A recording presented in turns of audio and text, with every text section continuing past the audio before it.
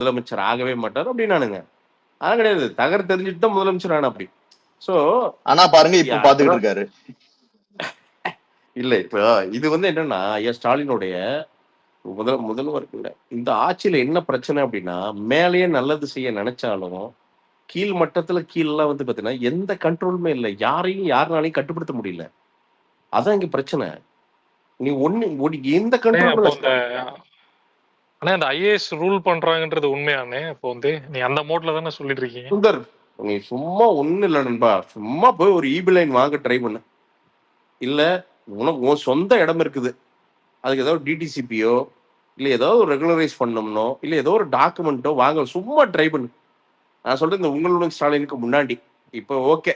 உங்களுடன் ஸ்டாலின் இப்ப கவர் பண்றதுக்கு போட்டிருக்காங்க. ஓகே. அதுக்கு முன்னாடி ட்ரை பண்ண. அதுவும் ஆத்துல எல்லாம் நம்ம மிதக்குது உங்களோட இல்ல நீ ட்ரை ட்ரை பண்ணி பாரு. ஒண்ணுமே ரிப்ளை வராது. நீ அமௌண்ட் எடுத்து வைக்காம அங்க ஒண்ணுமே நகராது. ஒண்ணுமே நகராது. நீ சும்மா வெளியில வந்து பாத்தீங்கன்னா இப்படி நகருது அப்படி அவன் கட்சிக்காரங்களுக்குள்ள வேணா ஏதோ கட்சி